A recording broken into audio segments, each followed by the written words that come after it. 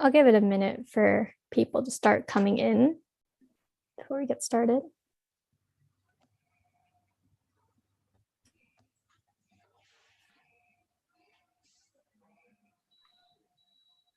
All right, so I see people are coming in, so I'm going to go ahead and get us started with our introduction. Hello, everyone, and welcome to this week's Congressional Briefing on Hindu extremists' call for a genocide of Muslims in India. My name is Safa, and I will be moderating today's briefing. So the most recent developments out of India have been both dangerous and alarming. Hindu religious leaders in India sharply escalated the genocidal rhetoric last month with at least one saffron-clad, self-styled monk issuing an explicit public call to kill 2 million Muslims. Many others have openly said Hindus must arm themselves and kill Muslims across the country. It's open knowledge that these Hindu religious leaders have been close to Prime Minister Narendra Modi's Bharatiya Janata Party and the Rashtriya Swayamsevak Sangh, which is a 96-year-old paramilitary fascist organization whose sole aim is to convert India into a Hindu nation and deny citizenship rights to non-Hindus such as Muslims and Christians. Naturally, the government's response to these calls have been tepid. No one has yet been arrested. The call for killing 2 million Muslims was given at an event held in the North Indian city of Haridwar. At another place, school children gathered to pledge to economically boycott and kill Muslims in order to turn India into a Hindu nation. On top of this, mob lynchings and other violent attacks against Muslims have become the norm, all while Prime Minister Modi's government remains silent. Just last week, India was labeled as the world's second most dangerous country for religious minorities, where mass genocidal violence against minorities is likely to occur. This is the assertion of a report by the Early Warning Project, an initiative co-headed by the United States Holocaust Memorial Museum that assesses the risk of genocide around the world. India has also been labeled as already ongoing mass killing episodes, highlighting the need for immediate global intervention. Just yesterday, the United Nations Special Rapporteur on Minority Issues condemned the ongoing harassment of Muslim women in the form of mock auction apps created by Hindu extremists to display the pictures of activists, journalists, and lawyers as maids and prostitutes. And for years now, Amnesty International, Human Rights Watch, the State Department, and the US Commission on International Religious Freedom have all repeatedly noted India's worsening human rights situation for its minorities. You'll be hearing about these issues and others in detail. And as you listen, I ask you to keep one thing in mind. History has shown us time and again that genocide does not begin with concentration camps and gas chambers. It begins with othering, fear-mongering, boycott, and hate speech, and verbal calls for mass violence, all of which we're seeing in India right now. These are not things to take lightly. So before we begin, we'll play a short video on one of our coalition's recent campaigns to prevent genocide in India. If we could pull that up now, please.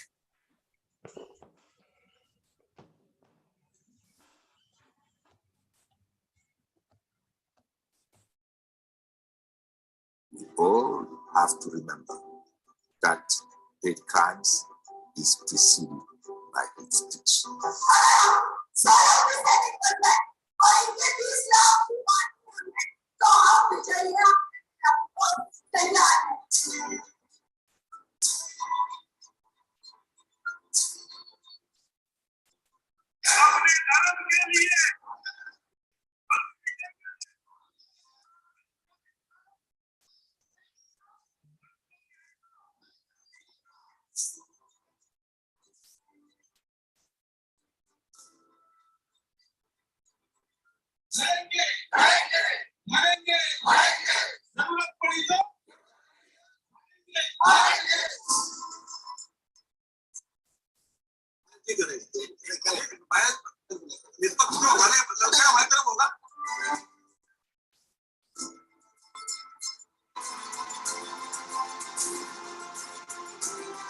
This Islamic congregation has also at least effectively 3,000 corona suspects.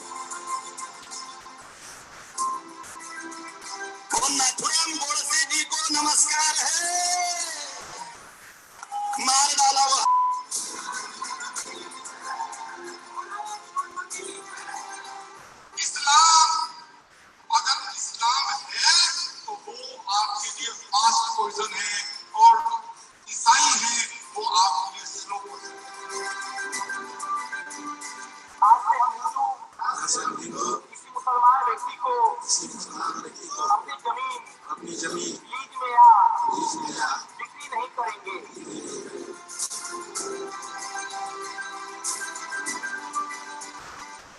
You have to bear in mind that words kill. Words kill as bullets.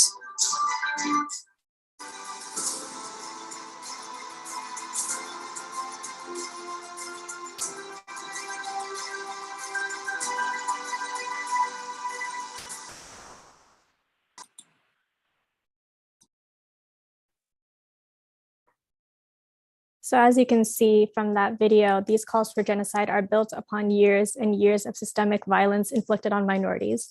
And in order to unpack the issue in detail, we're going to be handing it over to our esteemed panelists. The first panelist who will be lending more insight into this issue will be Sunita Viswanath, who has worked in advocacy for over 30 years and currently serves as executive director of Hindus for Human Rights, an organization that advocates for pluralism, civil and human rights, and in South Asia and North America. Sunita, over to you. Thank you. Yes, so I'm Sunita Viswanath, Executive Director of Hindus for Human Rights. We are an advocacy organization based in the United States, and we provide a Hindu voice of resistance to caste, Hindutva, which is Hindu nationalism, racism, and all forms of bigotry and oppression. And I'm here to express my grave concern about the escalating violence towards religious minorities in India under the rule of Prime Minister Narendra Modi and his Hindu nationalist party, the BJP. We've come together repeatedly to bring your attention to the mob lynchings of Muslims, the criminalization of interfaith relationships through the so-called love jihad laws, the Discriminatory Citizenship Amendment Act, the CAA, which along with the National Register of Citizens, the NRC, discriminates against Muslims, Dalits, Adivasis, women, the LGBTQ plus community, migrant workers, and threatens to render stateless all of India's 200 million Muslim citizens. The persecution and incarceration of so many in India whose only crime is that they have exercised their constitutional rights and expressed their dissent about the government and its policies. But this Christmas and New Year, India reached a new low in terms of human rights and religious freedom in India. There were anti-Christian hate incidents across India on Christmas Day. Hindutva mobs entered churches, threatened violence, chanted Jai Shri Ram, and in some cases even broke the statue of Lord Jesus. And on New Year's Day, over 100 Muslim women, and we'll be hearing from one today, woke up to find that their photograph was part of a horrific online auction. And the topic of today's briefing, the open calls for genocide in Haridwar, one of the holiest cities in India for Hindus. So what happened in Haridwar? So just a few days ago, that's December 17th to 19th, 2021, Hindu extremist leaders organized what was called a Dharma Sansad, a religious parliament in Haridwar in northern India. One of the leaders who organized this event is Yati Narsinghanand Saraswati, a priest at a temple near the Indian capital, New Delhi, called the Dasna Devi Temple, who has on multiple occasions called for the extermination of Muslims and Islam. Last year, this very priest physically assaulted a 14-year-old Muslim boy for drinking water from a tap at the temple he runs. And his only comment was that the beating he gave the young boy should not have been videotaped. Unfortunately, Yati also has American connections. Last year, a 501c3 nonprofit in the US, the Vishva Hindu Parishad of America, announced that they would be holding a series of events with Yati as the main speaker. And it was only after Hindus for Human Rights launched a public campaign calling attention to his Islamophobic statements that this Hindu group canceled their events with him. Unsurprisingly, videos and reporting from the event at Haridwar last month revealed that many of the Hindu leaders present issued explicit calls for genocide against Muslims. And here are just a few of the quotes from that meeting. Like in Myanmar, the police here, the politicians here, the army, and every Hindu must pick up weapons, and we will have to conduct this cleanliness drive, that Safai Abhiyan. There is no solution apart from this. That was a quote from Swami Prabodhananda Giri, who's the president of Hindu Raksha Sena, which translates as Hindu Defense Army. Another quote, nothing is possible without weapons. If you want to eliminate their population, then kill them. Be ready to kill them and be ready to go to jail. Even if 100 of us are ready to kill 2 million of them, Muslims, then we will be victorious and go to jail. That was Pooja Shakun Pandey, General Secretary of the Hindu Mahasabha. This organization is more than 100 years old, and its most infamous president, Vinayak Savarkar, was once accused of masterminded Mahatma Gandhi's assassination. Hindu Mahasabha regularly organized public memorials for Gandhi's assassin. And a third quote, if the governments do not listen to our demand for a Hindu state, we will wage a war far scarier than the 1857 revolt. That was Swami Anand Swarup Maharaj. What steps has the Indian government taken? Many of the speakers have close ties with India's ruling party, the BJP. The event was attended by BJP leader Ashwini Upadhyay. He's a minister in Uttar Pradesh, India's most populous state ruled by the BJP. Last year, Upadhyay was arrested by the Delhi police for organizing an anti-Muslim rally. The event was also attended by Udita Tyagi, a leader from the BJP's Mahila Morcha, or Women's Front. Unsurprisingly, weeks have passed and Prime Minister Narendra Modi has been silent. The Deputy Chief Minister of Uttar Pradesh, Keshav Prasad Maurya, abruptly ended an interview with the BBC this week when he was questioned about the calls for genocide in Haridwar. In another interview, he said, they have the right to say what they said in Dharam Sansad. Nobody is saying anything wrong. They say what they think is right. Despite police reports being filed, no arrests have been made. Some Muslim leaders registered a complaint against the genocidal statements made in the conference. In response, some of the speakers of the conference went to a police station to file a counter complaint. In a video that has now gone viral, they are seen laughing alongside a police officer. In the video, Pooja Shakun Pandey, aka Sadhvi Annapurna, then told the police officer that he should send a message that he is not biased. She said, you are a public officer and you should treat everybody equally. That is what we expect from you. May you always win, she says. In response, Yati Narsinghanand Saraswati, who was the main organizer of the Dharma Sansad conference in Haridwar, responded, Nishpaksh kyun? Ladka hamari taraf hoga, which means, why unbiased? This guy will be on our side. And the room burst into laughter. A group of intellectuals, political leaders, social activists, and concerned citizens from Uttarakhand, where there's going to be an election very soon, have written to the Uttarakhand government, the governor, Gurmeet Singh, asking for the arrest of those who made the genocidal statements. And today, Wednesday, January 12th, the Supreme Court of India will have heard a petition seeking the arrest and trial of the Dharma Sansad speakers, and we will all be waiting for news about this. But now, news reports are telling us that the organizers of the December conference are planning a revenge meeting, or Pratikar Sabha, on January 16th in response to the police complaints that have been filed against some of them.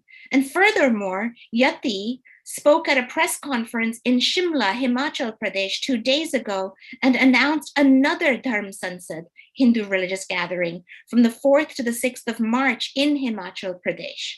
So rather than arrests, what is guaranteed is that there will be more calls for genocide of Muslims. So what do we want from the US government? The speeches made in Haridwar are an explicit call for genocide against Muslims by religious leaders who are close to the ruling party. the government. In 1959, India ratified the Genocide Convention. Article 3 of the Genocide Convention states, the following acts shall be punishable: A, genocide; B, conspiracy to commit genocide; C, direct and public incitement to commit genocide, which is what we just saw; D, attempt to commit genocide; and E, complicity in genocide. And Article 4 states, persons committing genocide or any of the other acts enumerated in Article 3 shall be punished, whether they are constitutionally responsible rulers, public officials, or private individuals. And so we call on the US Secretary of State, Antony Blinken, to condemn the genocidal and anti-Muslim statements made in the presence of officials from India's ruling party, and also to point out that these gatherings and statements violate the Genocide Convention and India's own constitution. We call on the United States senators to advance the Combating International Islamophobia Act by establishing a special envoy office at the US State Department to monitor and combat international Islamophobia. This act has already passed in the House, and now we need it to pass in the state. And we call on all of you to recognize that the hatred being expressed in India is at a very serious level. According to research from the US Holocaust Memorial Museum, as our sister stated before, India is at a high risk, number 2 in the world for a genocide. They predict a 1 in 7 chance of a genocide. Given this incredibly high risk, there is woefully insufficient attention paid to these issues in India. In 1998, 4 years after the Rwandan genocide, the US President Bill Clinton declared his greatest regret that all over the world, and this is a quote, there were people like me sitting in offices who did not fully appreciate the depth and the speed with which you were being engulfed by this unimaginable terror. We can't let the Biden administration repeat the mistakes of the past. Surveys show that the majority of Indian Americans believe that Hindu nationalism poses a serious threat to India. The Hindutva extremists that gathered in Haridwar do not represent all Hindus or all Indians. We hope that all of you who are here representing US legislators will speak out loudly before it is too late. Thank you very much. Thank you so much, Sunita. So our next speaker is Dr. Gregory Stanton. You've probably heard his name before. His list of achievements is very long, but you probably know him best as the founding president and chairman of Genocide Watch, which he founded in 1999. His other achievements include being the founder and director of the Cambodian Genocide Project, as well as the founder and chair of the Alliance Against Genocide, the world's first anti-genocide coalition. Dr. Stanton, over to you. Thank you very much. It's a real honor to be with this distinguished company to brief people who can actually do something about this threat of genocide in India. Genocide Watch has been speaking out warning of genocide in India since 2002, when riots and massacres in Gujarat occurred that killed over 1,000 Muslims. At that time, the chief minister of Gujarat was Narendra Modi, and he did nothing. In fact, there's a lot of evidence that he actually encouraged those massacres. Now, of course, Narendra Modi has become the Prime Minister of India. And under his BJP party's policies, he has used anti-Muslim, Islamophobic rhetoric, in fact, to build his political base. And two of those specific ways has been the revocation of the autonomous status of Kashmir, which is the one state in India that is majority Muslim. And that revocation was largely aimed at restoring Hindu domination in Kashmir. The Hindu pundits had left in 1990. as a result, frankly, of violence against them. But this act this revocation of autonomous status was specifically aimed at restoring Hinduism and Hindu domination in Kashmir. The second thing that the Modi government did was pass the Citizenship Amendment Act, which was aimed at especially Muslims, because it gave specific favorable status to refugees who had come from Afghanistan, Pakistan, and Bangladesh, who were of certain religious groups. But the one group that was excluded was Muslims. This act was specifically aimed especially at the Muslims who had fled Bangladesh during the Bangladesh genocide and civil war in 1971 and had settled in Assam. And there were probably 3 million of those people, and they settled down. They'd become, regular citizens and so forth of India. Well, this act required then a census overseen by the Supreme Court of India, and the people who were brought in this census had to prove that they had been citizens of India before 1971 through documentation. Now, a lot of people don't have that kind of documentation, of course. I mean, how many people, have papers sitting around in their top drawers that can prove they were citizens, before 1971? So the people who were targeted here were these people who had come from Bangladesh, mostly Muslims. And the idea is to declare them essentially to be foreigners, and therefore to allow their deportation. Now, we have seen deportations before, very recently, haven't we? In 2017, that is exactly what the Myanmar government did to the Rohingya Muslims in Myanmar. They first of all declared them non-citizens in the 1982 law that was passed in Myanmar that stripped the citizenship away from the Rohingya, and then they expelled them, deported them, in effect, through violence, and also through genocide, because it wasn't just forced deportation, which is a crime against humanity. It was also genocide, because they killed well over 10,000 Rohingya. And remember that the Genocide Convention doesn't just cover genocides in whole, it also covers genocides in part. It is specifically aimed at the destruction in whole or in part of a national, ethnic, racial, or religious group. And that is exactly what the Myanmar government did in Myanmar against the Rohingya. Well, what we're now facing is a very similar kind of plot, if you will. The aim here is essentially to extend this census and so forth all the way across India. And the people who will be victims of this are the 200 million Muslims who live in India. A lot of people, forget that India has more Muslims than Pakistan. And they have been part of Indian society for centuries, for, in fact, millennia. And it's really not, the idea of India as a Hindu nation, which is the Hindutva movement, is contrary to the history of India, and it is also contrary to the Indian Constitution. The Indian Constitution was specifically set up to make India a secular country, to allow for equality between all religions.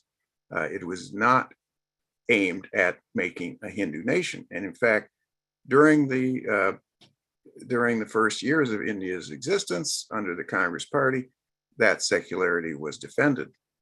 What we have now, though, is an actual member of the RSS, this extremist Hindutva-oriented group, Mr. Modi, as Prime Minister of India.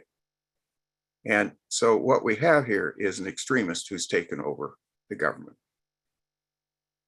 We should be aware that genocide is not an event. It is a process. It develops.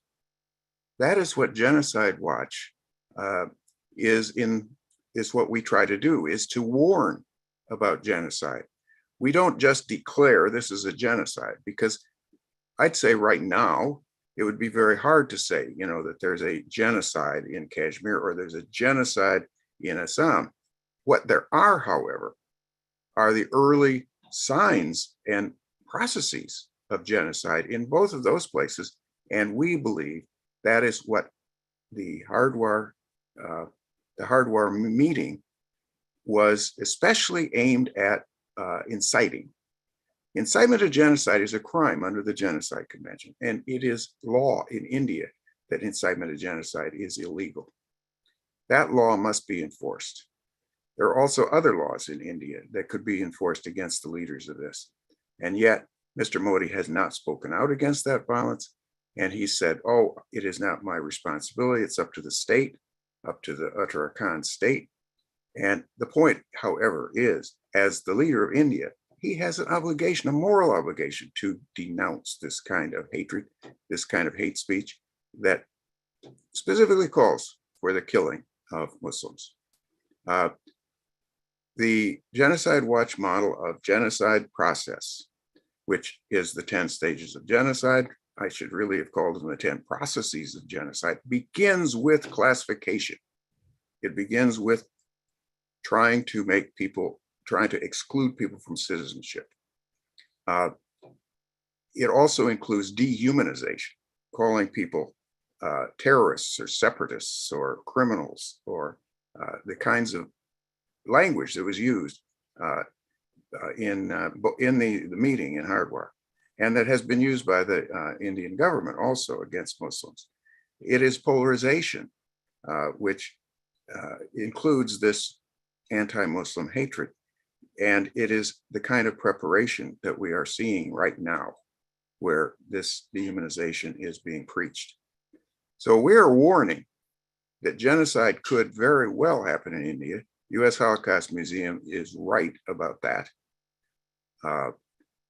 One of the first genocides that I predicted way back in 1989 was in Rwanda, when I lived there. And I could see from the ID cards, where it identifies Tutsis and Hutus and Twa and so forth, that these cards could be used for genocide. And when I asked the president of the Supreme Court, who was a Hutu himself, couldn't you outlaw this, making these ID cards not have these ethnic identifications on them? He said, no, we don't have judicial review here. So you're going to have to talk to the president. So I got an appointment to talk to President Habyarimana. I went in, we talked. I said, these ID cards could be used for genocide. At that point, and I said, you have to get this off of the cards. A sort of mask went down over his face because he didn't want to hear that. It turned out he was, of course, a leader of some of the genocidal massacres that had occurred earlier in that country. But as we left that meeting, I said, Mr. President, if you don't do something to prevent genocide in your country, there is going to be a genocide here within 5 years. That was in 1989. The genocide developed. The hate speech developed. All the early warning signs developed. And as we know, 800,000 Tutsis and other Rwandans were murdered in 1994. We cannot let that happen in India. Thank you. Thank you so much, Dr. Stanton. So our next speaker is Anas Tanweer, who is an advocate and lawyer, as well as the founder of the Indian Civil Liberties Union, a collective of lawyers, activists, paralegals, and students from across India that works to bring justice to those who are excluded and threatened by the prospect of statelessness in India. Mr. Tanweer. Thank you, Safa. Hello, everyone. As Safa introduced me, my name is Anas Tanweer. I'm an advocate at the Supreme Court of India. I'm the founder of the Indian Civil Liberties Union. I have followed the cases of hate speeches, of calls for genocide, and played instrumental role in issuance of guidelines against lynchings by the Honorable Supreme Court. In the video that was displayed a little while ago, There were two, I have filed a case against Mr. Suresh Chavanke and his news channel for hate speech. I'm also filing a petition very soon against that oath that we saw in the video in Chhattisgarh, where they promised, they took an oath that they will not have any business or any relation with Muslims. I'm honored to be part of this August panel and this August gathering, and I will keep my statement as brief as possible. My fellow learned panelists here are better placed to throw light on the concerns related to call for genocide against Muslims in India. I will limit myself in taking you to a journey of judicial and societal silence against hate speeches. Hate speeches are not new. The call for genocide is not new. However, the judicial as well as the societal reaction, these instances of the reaction that we have seen, these instances against these instances of hate speech is shocking to say the least. Our democracy becomes a rule of majoritarian mob if the courts that are the custodian of the constitution on which the democracy stands remain silent. And sometimes this silence converts itself into enabling the demonizing of a particular community. It was in the Manohar Joshi's case, the Supreme Court observed that Hindutva is a way of life, knowing fully well the dangers of Hindutva. This judgment was passed in the year 1995, much after the demolition of Babri Masjid. Hindutva nationalism had by then shown its fangs by demolishing the Babri Masjid and pushing the nation into one of its worst communal riots. That Hindutva nationalism would one day break the ethos of secularism and fraternity, on which are the integral part of the constitution, was apparent to everyone. Therefore, Supreme Court, unfortunately, acted as an enabler in strengthening the hands of Hindutva nationalism in India. Then again, in 2003, the Supreme Court, again in Sarbananda Sonowal versus Union of India, relied on wrong and uncorroborated data to declare that there was an influx of illegal migration in Assam from Bangladesh. This caused the then Atal Bihari government of that time to amend Citizenship Act, and that amendment became the tool for threatening the Indian Muslims with disenfranchisement. And then again in 2014, in Assam Samalita Mahasangh judgment, the bench led by former Justice Gogoi and former Justice Nariman, there were dog whistles against the Bengalis of Assam, twice. When once Justice Nariman remarked that these people are enemy aliens. This remark was a dog whistle because even if we presume that all those who are alleged to be an illegal immigrant are in fact illegal immigrant, still Bangladesh was not an enemy nation. For a learned judge, for an honorable judge of the Supreme Court sitting at that position to make such casual remarks was nothing but a dog whistle. And then again, in Assam Samalita judgment, when the judgment came, the judgment started with a quote that said, and I quote, "A prophet is without honor in his own country. Substitute citizen for prophet, and you will get the gist of various writ filed under Article 32 of the Constitution of India." Unquote. This to show that there is a separate class of people in Assam, that they are Assamese and they're illegal immigrants, and no data, no concrete data till date backs the finding of the Supreme Court. Then again, the silence continues.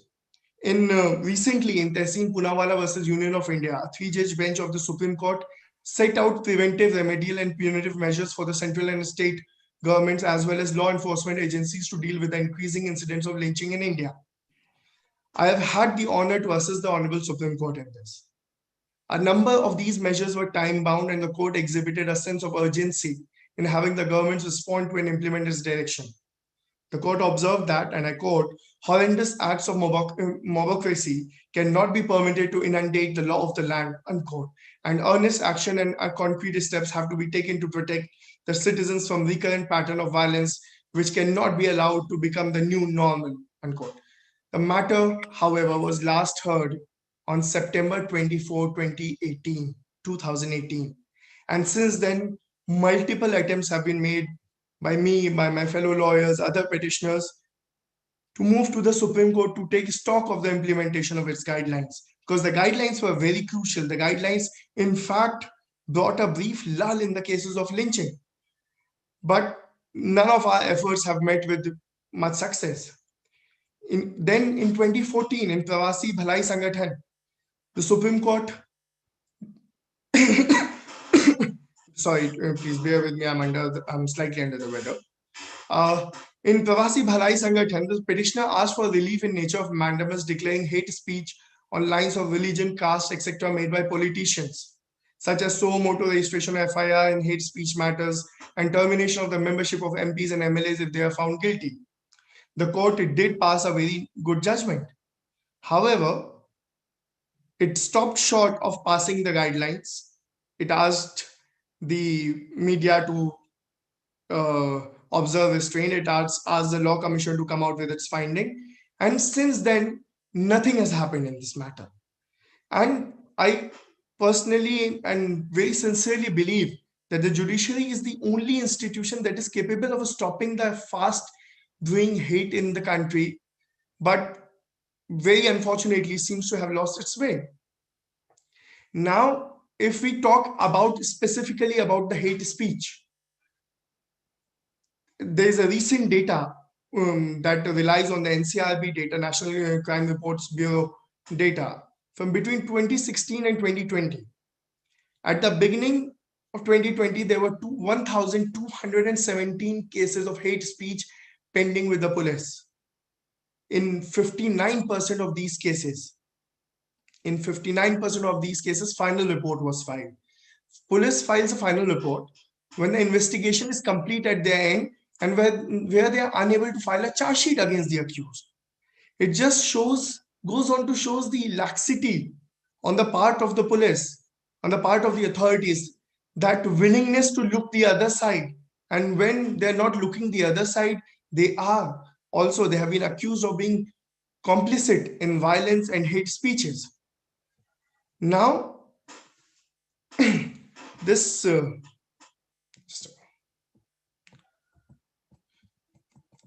most of these communal violences that the riots that we have seen are carried out by what is called fringe Hindu organizations or Hindutva organizations. I slightly disagree with this definition because once an organization has support of the state machinery, or if the state machinery is only as much willing to look the other side, then it does not remain a fringe organization. Now, if we take one of the very famous but still not much talked about Nelly massacre that happened in 1983 in Assam. Mr. Atal Bihari Vajpayee, the former prime minister, was campaigning at that time in Assam, and he was in some reports quoted as saying, foreigners have come here and the government does nothing. What if they had come into Punjab instead? People would have chopped them into pieces and thrown them away. This was followed by Nelly massacre. Till date, there has not been one single conviction in Nelly massacre case because of the Assam Accord. Now, these communal genocidal speech by political outfits led to large-scale violence against the minority community. Apart from the inherent bigotry and Islamophobia, patriarchy is another commonality among these genocides. It is well known that women have often been sexually brutalized during communal riots. Most of India's major communal massacres after independence have been marked by extreme public cruelty and brutality against women. The Gujarat carnage stands out for its extensive and focused targeting of women, young girls, and children who are exposed to the most heinous and terrible forms of violence. Rape was used as an instrument for the subjugation and humiliation of a community. The 2002 rioters did not confine their filth to Muslim. They also targeted people of other religion who had any association with Muslims. Often Muslim women bodies are reduced to pawns and masculine tales of nationalism, owing to the patriarchal, deeply ingrained view that women are the markers of each group and the repositories of the honor and dignity of the communities to which they belong. In this context, it is important to highlight the recent disgusting incidents of Sulli deals and bully buy apps, where Indian Muslim women of all age were ostensibly auctioned off by a far-right Hindutva group called the Trats. One of the victims is amongst us in the panel. It all started with the rating of Pakistani women who had put their Eid photographs on social media by a YouTuber called Liberal Dog. It was followed up by selective targeting of certain prominent social media Muslim women voices on Twitter. An FIR was registered in this regard with the Delhi police. However, no concrete action was taken against the perpetrators. Around the time then, when Muslims in India were celebrating the festival of Eid al-Azha, an app was created on GitHub called Sulli Deals. Sulli, being a degrading term for Muslim women, who was used to portray that these women are available to be auctioned off. 2 FIRs were filed, one with the Noida police, the other with the Delhi police. The issue was raised internationally. There was a huge outrage. The issue was escalated even to the level of Home Minister by a Congress MP named Dr. Javed. Again, as we have seen time and again, however, no concrete action was taken by Delhi police. This silence and inaction by the authorities emboldened these creatures.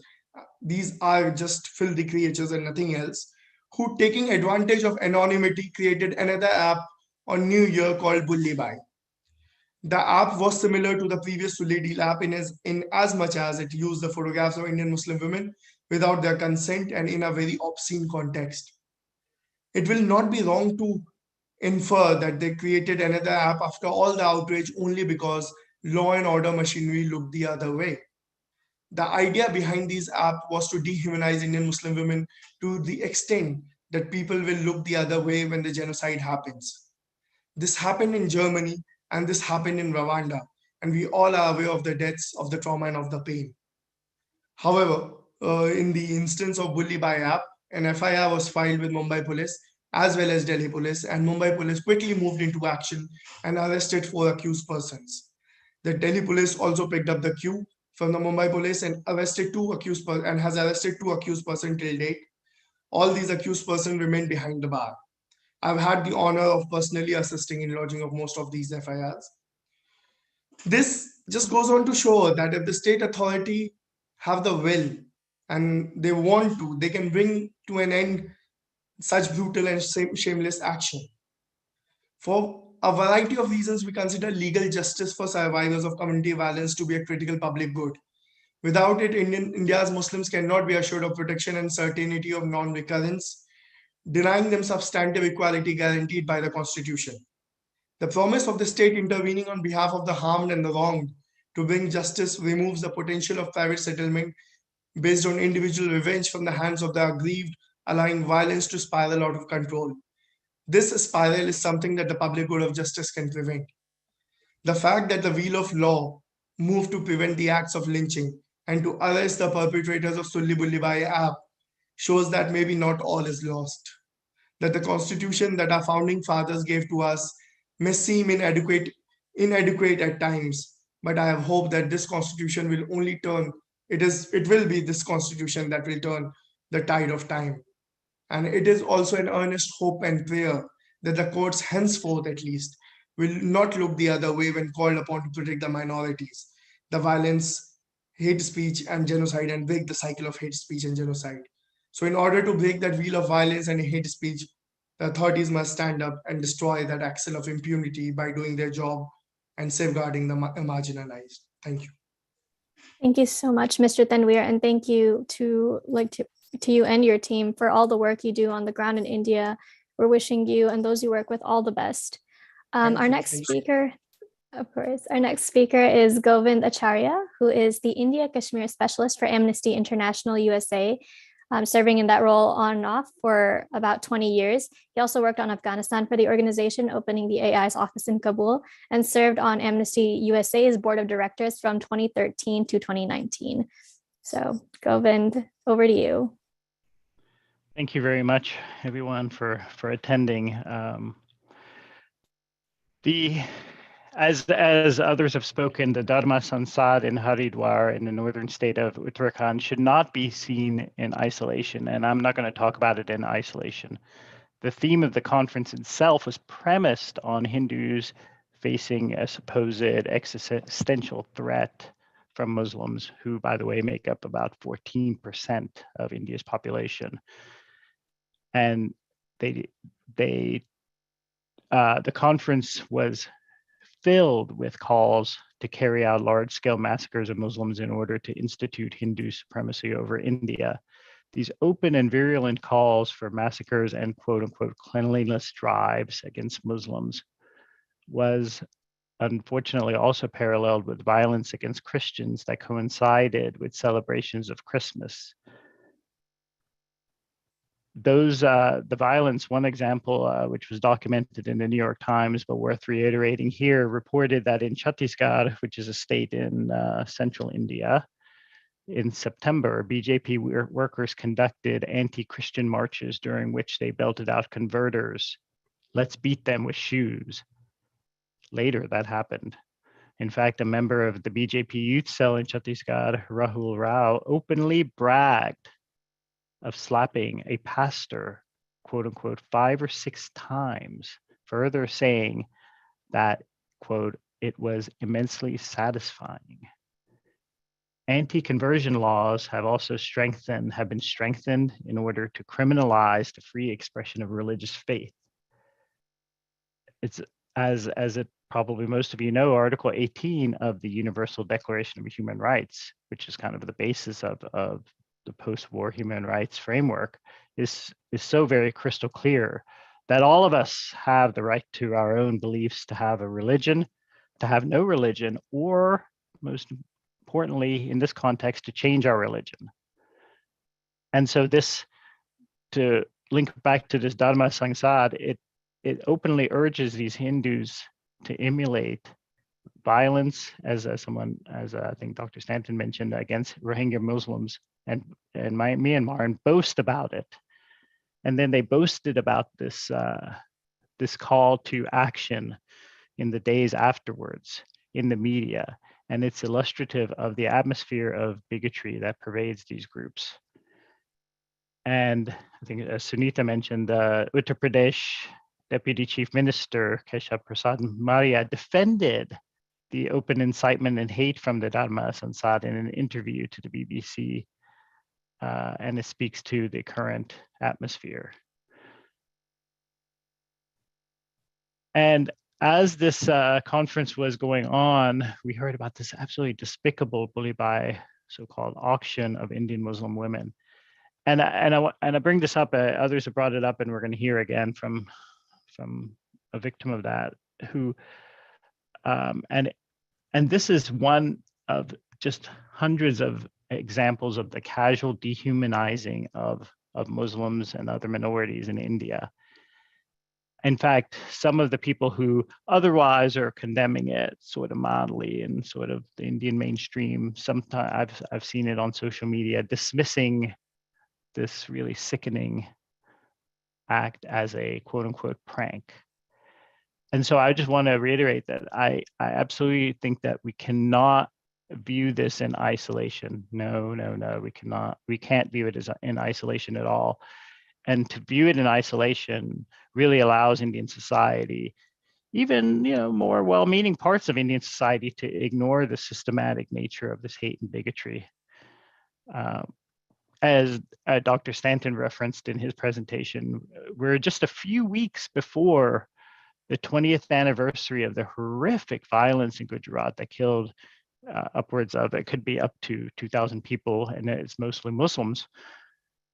And many in the audience had forgotten about this. And to be honest, a few weeks ago, I hadn't forgotten about it, but it slipped my mind that we're coming on the 20th anniversary of this horrific event. And as Dr. Stanton noted, it was actually, we also forget that the name of the then new chief minister of Gujarat, who had just came into office, after the earthquake, he was an up-and-coming politician by the name of Narendra Modi. And after a few months after the violence, Chief Minister Modi tried to use the violence and tried to dissolve the state assembly and call elections early to take advantage of that. The election commission at the time rejected that early call, but the term of the assembly was expiring, so it was held in late 2002, and the BJP swept to re-election. And some of the losing candidates, some of the losing BJP candidates were very upset that the reason that they lost in their seat, in their election, was because there was a lack of violence and rioting in their district. And that's why they lost the election. Paul Brass, who's an academic, I think he's at the University of Washington. He may be retired now. He wrote an excellent and very rigorous academic study. It was called The Production of Hindu-Muslim Violence in Contemporary India. It's really just a absolutely very well-researched book about violence in India. He argues that they could, from a very rigorous look at the evidence, and it points to, quote, a methodical anti-Muslim pogrom, which was carried out with exceptionally brutal coordination. But we don't even have to look 20 years to see this. Again, it's not in isolation, right? We don't want to see this. We don't have to look back 20 years to see this hate and bigotry in display. Just late February happened to coincide with former US President Donald Trump's last foreign visit as president. I mean, he didn't go to that many places during his presidency, but his very last foreign visit as president was to India to sort of, as culmination of the Howdy Modi event in Houston, Texas. He had a corresponding event in Gujarat, to join with Prime Minister Modi in 2020, late February 2020.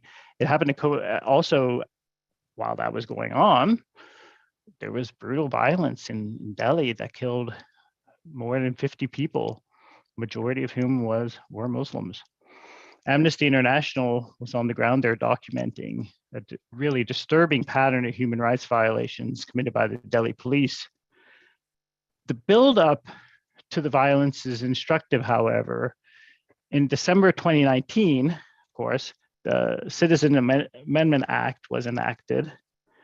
This really bigoted law specifically discriminates on the basis of religion by excluding Muslims seeking citizenship when they or if they're not an Indian citizen already.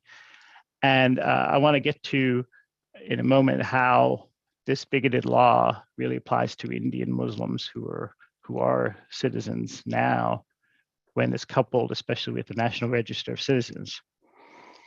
Now, this CAA passage led to widespread but peaceful protests. However, 4 days after passage, Delhi police entered Jamia Millia Islamia, a very, very well-known and prominent university in Delhi, and brutally beat up and sexually harassed student protesters. Excuse me. Then on January 5th, 2020, a mass mob entered Jawaharlal Nehru University, laying siege for more than 2 hours, yelling, quote unquote, kill the anti-nationals, and quote, the traitors must be shot dead. Then on January 27th, in an election rally in Delhi in response to a protest site led by Muslim women in Shaheen Bagh, which we've forgotten because of the pandemic and everything, but we can't forget this amazing and inspirational protest led by Muslim women in Shaheen Bagh. The Union Home Minister, who I'll get to even more in a moment, said that the BJP, this is during an election rally, can keep the, quote, country safe and prevent incidents like Shaheen Bagh. And on that same day, Union Minister of Finance, Anurag Thakur, encouraged crowds to yell, quote, shoot the traitors to the nation. The next day, another BJP member of parliament, Parvesh Verma, said that protesters from Shaheen Bagh would enter homes and, quote, rape your sisters and daughters and kill them. And further promised, quote, not leave even one mosque standing after BJP's election in Delhi. Now, the BJP actually lost that Delhi election to the current chief minister's party on February 8th, 2020. So those tactics didn't work. But I would just want to cite one thing about the Delhi riots. There's a lot of documentation about what the police did, but one of the things that I think is important in this context is really one of the survivors of the violence in Delhi called the 100, which is the equivalent of 911 in the United States, seeking help from the police. But the person answering the phone just told that survivor, quote, "You want azadi," which means freedom. "You want azadi? Then here, take azadi now." So didn't even bother sending help at the time. Now, I mentioned the National Register of Citizens earlier. In that 1.9 million people in Assam were excluded. That means that they may end up without any citizenship despite decades of residence in India.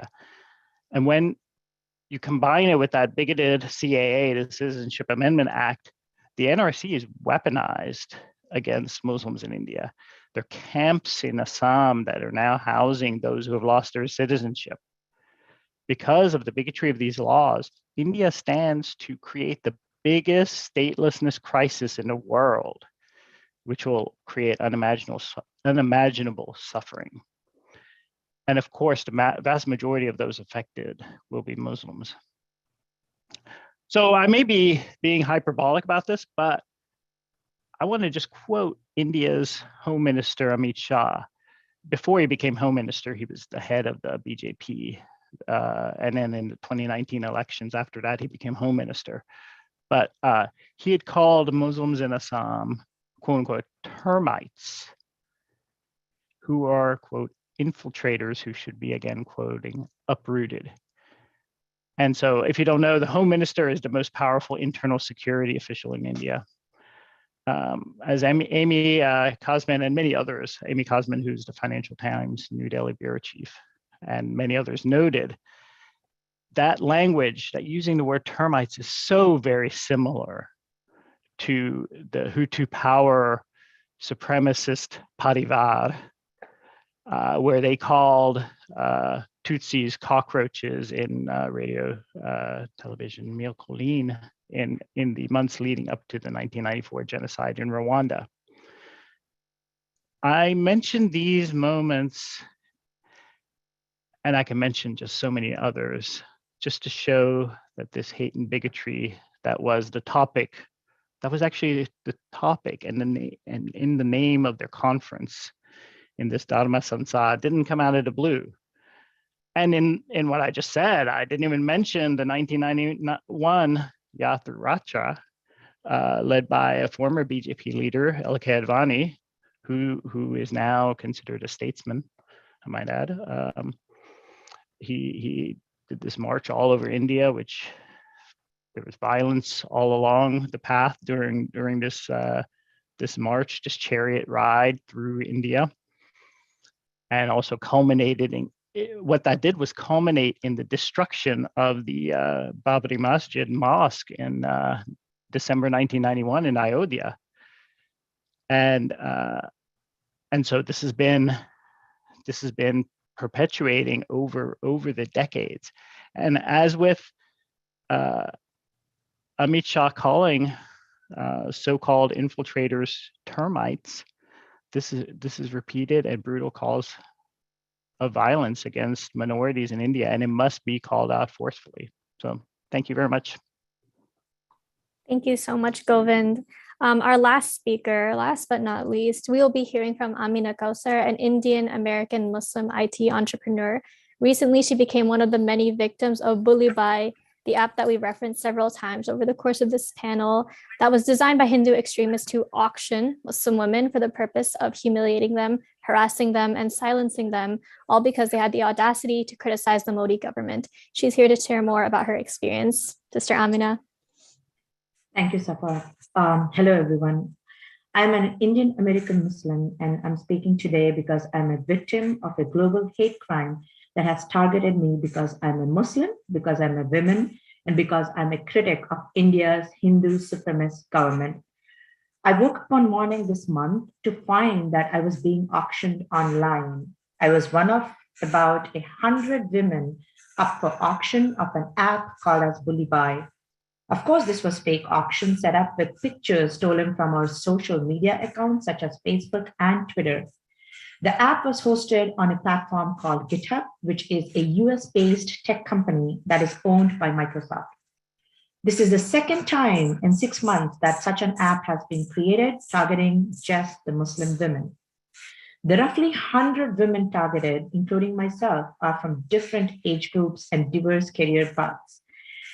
But they have all one thing in common. We are all Muslim, and we are all known for a vocal stance against Hindutva, the far-right extremist ideology driving much of the violence and hateful rhetoric against Christians, Muslims, Dalits, and other minorities in India. I found out I was a victim after a friend of mine texted me the screenshot of the app with my own picture and a Twitter handle underneath. The sheer humiliation of being put up on sale and being called as bully boy, which is a vulgar slang phrase that is implying that women is a prostitute, is really hard to describe in words. I wrote about my ordeal, asked for accountability, contacted all sorts of forums available to me, and demanded legal action, sought legal help. In short, I'm trying to defeat the goal of the app creators, that is silencing me. I am used to waking up to abuse on Twitter every single day. Every time I'm critical of the Prime Minister Narendra Modi's discriminatory governmental policies against people of my faith, I receive a barrage of slurs. This is traumatic to share, but I think this is very necessary that I share the slurs that have been used not just against me, but also other Muslim women.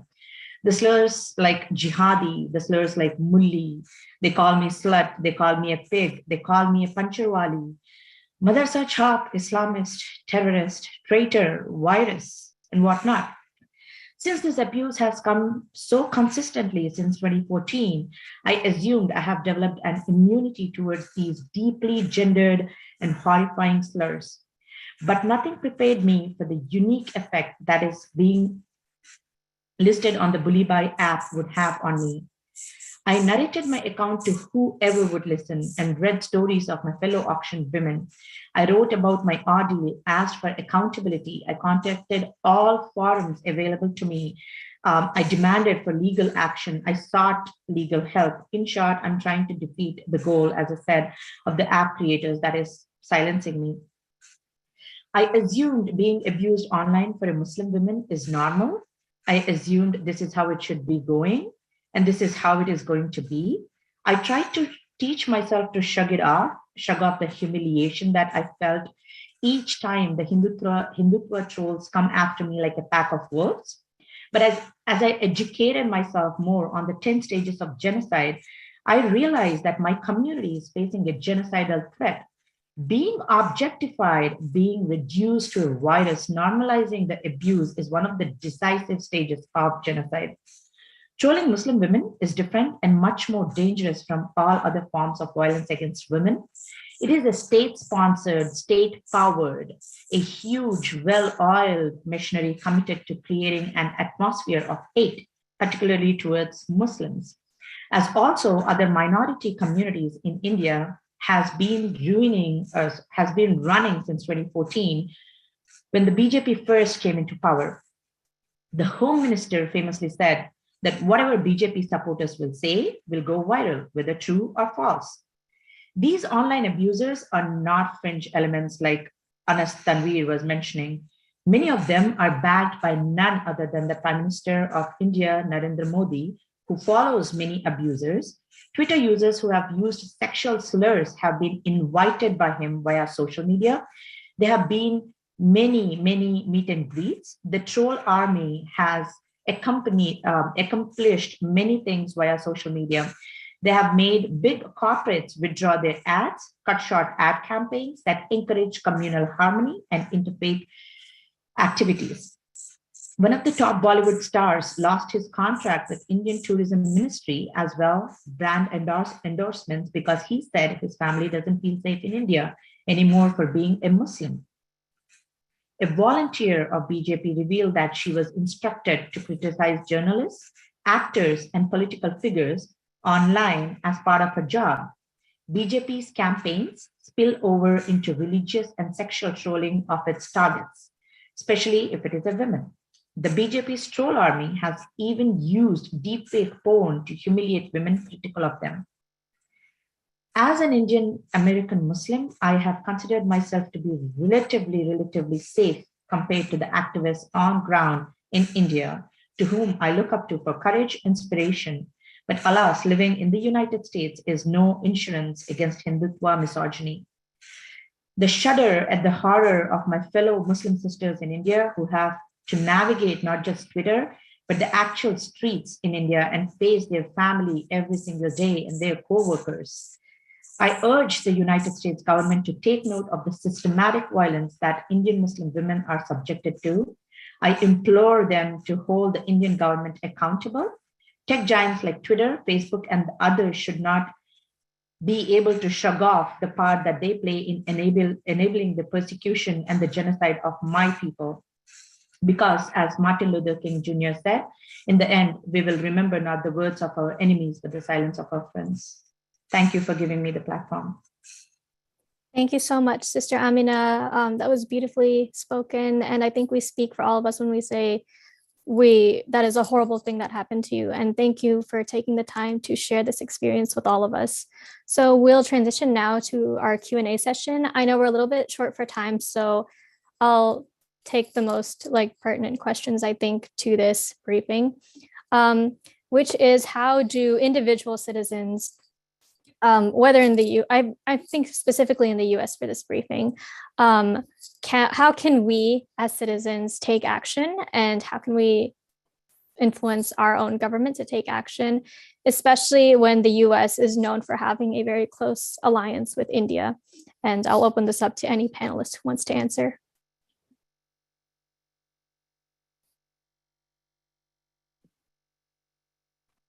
I can answer. Just it's pretty obvious in a way. We're citizens. We have access to our elected officials. We can show up in local government council meetings. We can have meetings one-on-one with our elected officials locally. We can write op-eds, letters to the editor whenever we see these issues represented or misrepresented in the media. We can show up in our houses of worship, community spaces, and as much as it might be a downer, and I speak as a Hindu, my community members need to do this, go into our family spaces, temple spaces, community spaces, and bring up these issues. As much as people may not want to talk about such dire, depressing topics, this is what is happening right now, and it behooves us to raise these, because these are very pertinent questions to discuss in our community. This is just a few ideas of what we can do. Thank you so much, Sunita. Anyone else want to contribute to that answer?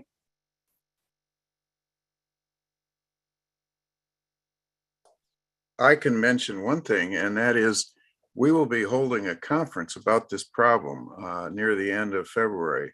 The Alliance Against Genocide is going to be joined with the American Islamic Muslim Council, with the Hindus for Human Rights, with a number of other of our member organizations in the Alliance, to sponsor this conference to basically call the world's attention to this growing threat of genocide in India. A lot of people think that's extreme. How can you call it genocide? It hasn't yet become a genocide. The whole point is that genocide, again, is not an event. It is a process, and we are getting closer and closer. And I particularly commend Mr. Acharya for pointing out the pattern, all of the other events that have led up to this and that are part of it. Because that is how we can recognize the threat. We are also working with the U.S. Commission on International Religious Freedom to hold a hearing about this threat by them. The U.S. Commission on International Freedom is led by Nadine Manza, who's a great advocate of religious freedom. And she, I know, and her commission have already recommended to the State Department that India be put on the country's special concern list. Well, the State Department didn't do it this past year. Well, we're going to try to get them to do it again and again. We're not going to give up on this. And one of the ways in which we are going to try to have this happen is we're going to also ask for a congressional hearing by the Lantos Human Rights Commission in the Congress, which is bipartisan. The hearing will have the objective of having a U.S. congressional resolution to warn Mr. Modi and his government that it must denounce this incitement to commit genocide, because incitement to commit genocide is a crime and it must be answered. The people who are doing this must be arrested. So we have to do those things, and I think that there will be a way that we can act on them right here in the United States. A couple of the other members of our team at Genocide Watch are in Europe. A couple of them are lawyers in Switzerland and in Germany.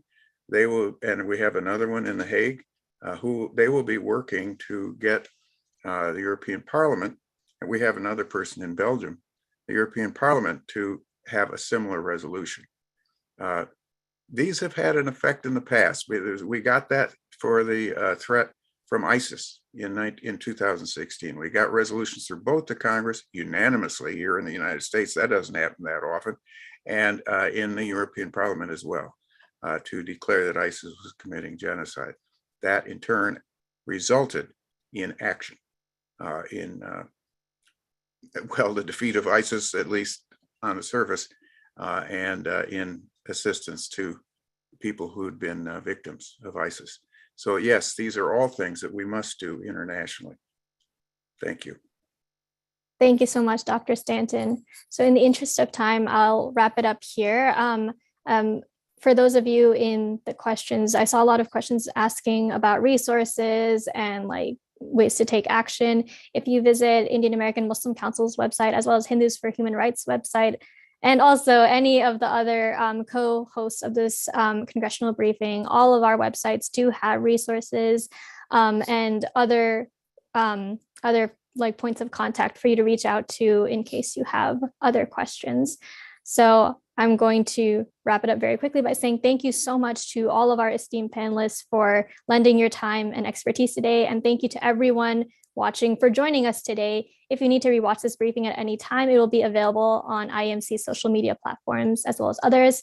And as a final message to those who attended, especially those who are tuning in from outside of India, and even more so to those of you who are representing Congress people, I ask you to remember how many times the world in our lifetime has witnessed the violent mass slaughter of innocent children, women, and men. And I ask you how many times we have promised never again, and how many times we have allowed that promise to be broken. The time is now to speak out and take action before it's too late. And before we end, I'd also like to thank our co-hosts for this event.